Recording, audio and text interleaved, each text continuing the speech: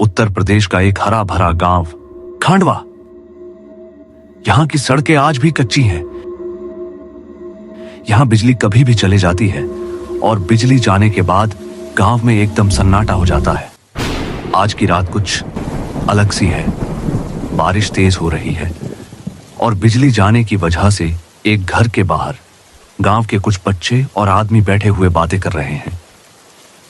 क्या यार, ये लाइट भी ना हर कभी चली जाती है। हाँ यार, अब तो हर दिन का है। थोड़ी देर में रामू काका भी आ जाएंगे अपनी कहानी सुनाने। चल सही है, थोड़ा टाइम पास हो जाएगा। आज उनसे बोलेगी कोई डरावनी कहानी सुनाओ। तभी रामू काका आते हैं, हाथ में लालटेन पकड़े। गांव के सबसे बुजुर्ग आदमी सभी खड़े हो जाते हैं। नमस्ते रामू काका, हम लोग आपका ही इंतजार कर रहे थे। अच्छा, लगता है तुम लोग कहानी सुनना चाहते हो। हाँ काका, लेकिन कोई डरावनी और सच्ची कहानी जिसे सुन के मजा आ जाए। ठीक है, तो आज मैं तुम्हें एक सच्ची कहानी सुनाता हूं जो मेरे साथ हुआ था आज से 10 साल पहले। तो सुनो, मैं शहर से गांव आया, रेलवे स्टेशन पर ट्रेन से उतरा। शाम बहुत हो चुकी थी। दूर मुझे एक बुजुर्ग आदमी दिखाई देते हैं। उनके सिवा वहां पर कोई नहीं था। बेटा, तुम्हें यहां पहले कभी नहीं देखा। तुम यहां नए हो क्या?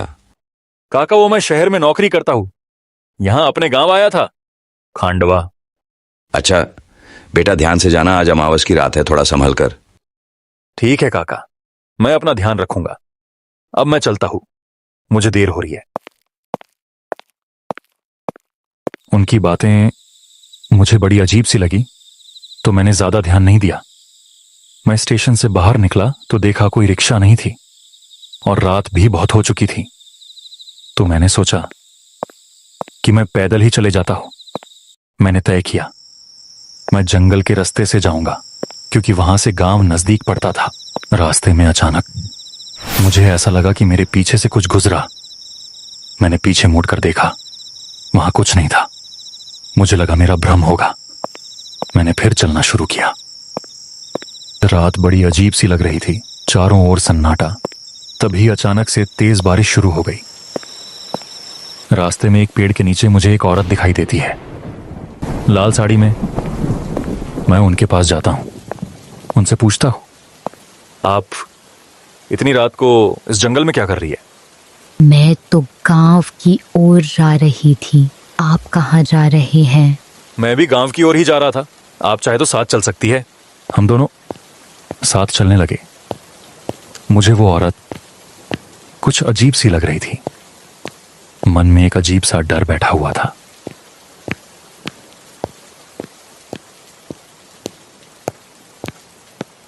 वो औरत कुछ बोल नहीं रही थी, बस चुपचाप मेरे पीछे पीछे चल रही थी। मुझे पीछे से कुछ अजीब सी आवाजें सुनाई दी। तभी अचानक मैंने पीछे मुड़कर देखा, वो औरत वहां से गायब हो गई। मैं अचानक से बहुत घबरा गया। मैंने वहां से जल्दी निकलने का तय किया। तभी पीछे मुड़ते ही मैंने जो देखा, मेरी रूह कांप गई। मैंने देखा मेरे सामने एक औरत खड़ी थी। उसके पैर हवा में, शरीर एकदम सफेद और आंखें लाल। तुम कौन हो?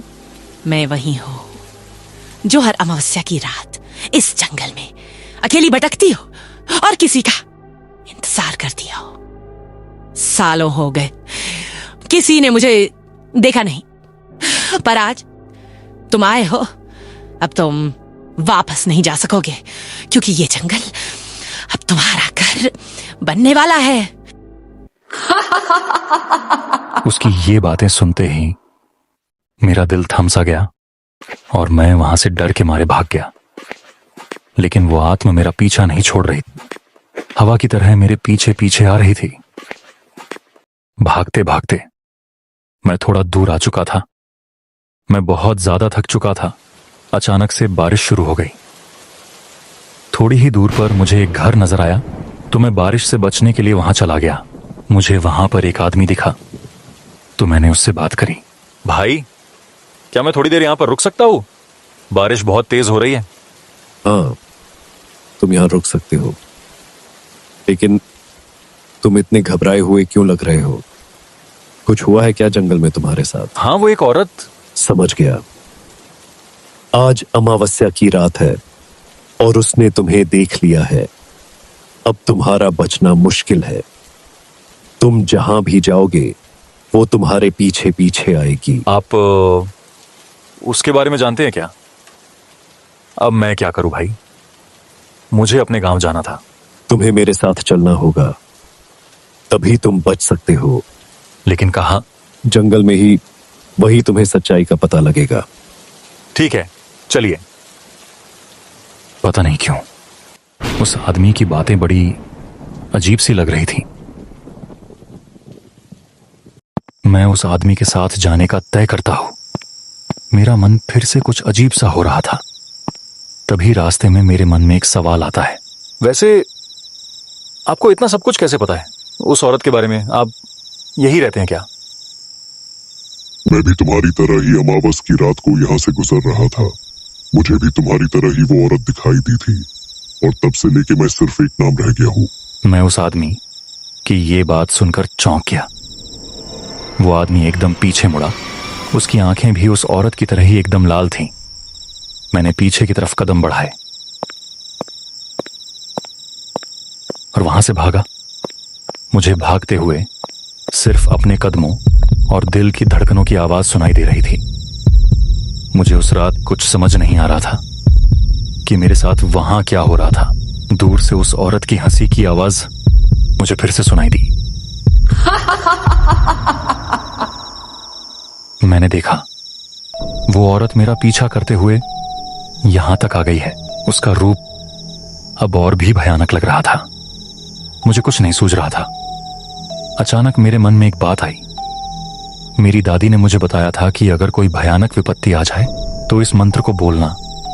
ये मंत्र भयानक से भयानक विपत्ति को नष्ट करने का सामर्थ्य रखता है।